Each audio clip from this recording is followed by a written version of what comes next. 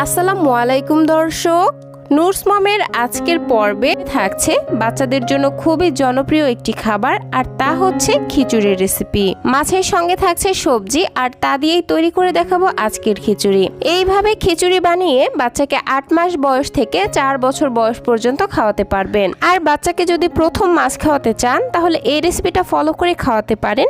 বাচ্চা পর্যাপ্ত পরিমাণে পুষ্টি পাবে এবং সহজেই হজম করতে পারবে। আশা করছি আজকের রেসিপি আপনাদের কাছে ভালো লাগবে। তাহলে চলে যাচ্ছে মূল পর্বে। খিচুড়ি রান্না করার জন্য এখানে প্রথমেই 2 মুঠো পরিমাণে পোলাওয়ের চাল, 1 মুঠো পরিমাণে মসুরের ডাল আর 1 মুঠো পরিমাণে মুগের ডাল খুব ভালোভাবে ধুয়ে তারপর আধা ঘন্টার জন্য পানি দিয়ে ভিজিয়ে রেখেছিলাম। এতে করে চাল ডাল অনেকটা নরম হয়ে আসছে আর খিচুড়িটা রান্না হতেও কম সময় লাগবে। আমি এখানে 2 ধরনের ডাল নিয়েছি, আপনারা চাইলে যে কোনো এক ধরনের ডাল দিয়েও এই খিচুড়িটা রান্না করতে পারেন। তো যাই হোক, এখন এই চাল ডালের বাটিটাকে একটা সাইডে সরিয়ে রাখছি। অন্যদিকে নিয়ে নিয়েছি 2 ধরনের সবজি। আমি অল্প একটু পরিমাণে গাজর কুচি আর অল্প একটু পরিমাণে গোল আলু কুচি নিয়েছি। আপনারা আপনাদের সুবিধা মতো অন্য যে কোনো সবজি নিতে পারেন। আর মাছের মধ্যে নিয়েছি শিং মাছ।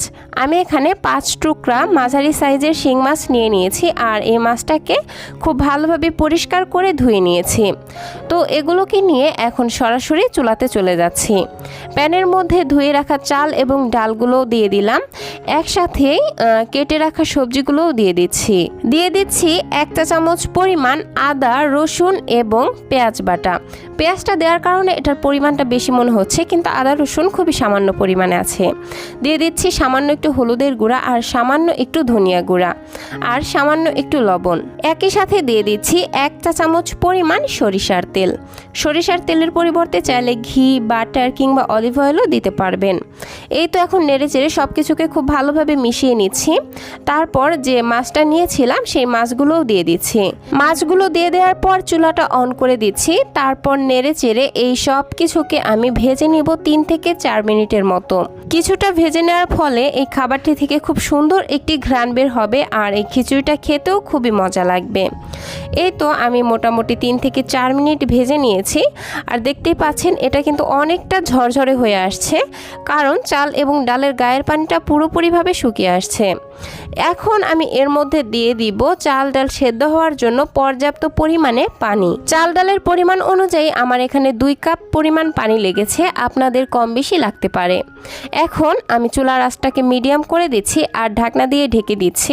ডক্টরেরা সবসময় বলে থাকেন বাচ্চাদের খাবার ঢেকে রান্না করার জন্য, কারণ ঢেকে রান্না করলে এই খাবারের পুষ্টিগুণটা খাবারের মধ্যেই থেকে যায়, বাষ্পীভূত হয়ে সেটা আর উড়ে চলে যেতে পারে না। তো যাই হোক, আমি ঢেকে রান্না করে নিয়েছি মোটামুটি 15 মিনিটের মতো, আর এতক্ষণে দেখতে পাচ্ছেন চাল ডাল কিন্তু সম্পূর্ণভাবে সেদ্ধ হয়ে গেছে। এখন আমি যে মাছগুলো দিয়েছিলাম সেগুলোকে একটা প্লেটের মধ্যে তুলে নিচ্ছি। একটা একটা করে সবগুলো মাছের পিস আমি তুলে নিলাম। এখন এইরকম একটি ম্যাশার দিয়ে এই খিচুড়িটাকে আমি আমার বেবির পছন্দ অনুযায়ী ম্যাশ করে নিব। তবে যে বাচ্চারা চিবিয়ে খেতে পারে তাদের ক্ষেত্রে এখানে আর ম্যাশ করার কোনো প্রয়োজন নেই। এই তো আমি খিচুড়িটিকে খুব ভালোভাবে ম্যাশ করে নিয়েছি। এখন তুলে রাখা মাছগুলো এই খিচুড়ির মধ্যে দিয়ে দিচ্ছি। আমি এখানে আস্ত মাছগুলোই দিয়ে দিচ্ছি, তবে আপনারা চাইলে এই মাছের কাঁটা খুব ভালোভাবে বেছে তারপর এই খিচুড়িটির সাথে মাছগুলোকে মিশিয়ে তারপর বাচ্চাকে খাওয়াতে পারেন। কিন্তু আমার বাচ্চাটা এইভাবে খেতেই পছন্দ করে, আমি আর এই মাছগুলোকে খিচুড়ির সঙ্গে মেশাবো না। এই তো আমার খিচুড়ি রান্না হয়ে গেছে। আমি ঠিক এরকম ঘনত্বে চুলা থেকে নামিয়ে নিচ্ছি। আপনাদের বাচ্চারা যেরকম ঘন খাবার খেতে পারে আপনারা খিচুড়িটিকে সেরকম ঘন রেখে চুলা থেকে নামিয়ে নেবেন। এই তো তৈরি হয়ে গেল বাচ্চাদের জন্য পুষ্টিতে পরিপূর্ণ এবং ভিটামিন মিনারেলসে ভরপুর একটি মাছের খিচুড়ির রেসিপি। বাচ্চাকে এইভাবে খিচুড়ি রান্না করে সকালের নাস্তায়, দুপুরে কিংবা রাতের প্রধান খাবার হিসেবে দিতে পারবেন। তো দর্শক, এই ছিল আমার আজকের আয়োজন। আশা করছি আমার আজকের ভিডিওটি আপনাদের কাছে ভালো লেগেছে। আজকের রেসিপি যদি সামান্যতম ভালো লেগে থাকে তাহলে প্লিজ নিচে থাকা লাইক বাটনে একটি লাইক দিয়ে দিবেন, এবং আপনার ঘরের ছোট্ট সোনামণিটির জন্য এরকম আরও নিত্য নতুন সহজ এবং পুষ্টিকর খাবারের রেসিপি পেতে প্লিজ আমার চ্যানেলটিকে সাবস্ক্রাইব করে পাশের ঘন্টাটি বাজিয়ে অলে সেট করে রাখবেন পরবর্তী ভিডিওর নোটিফিকেশন সবার আগে পাওয়ার জন্য। আজকের মতো বিদায় নিচ্ছি। সবাই ভালো থাকবেন, সুস্থ থাকবেন। আল্লাহ হাফেজ। আসসালামু আলাইকুম।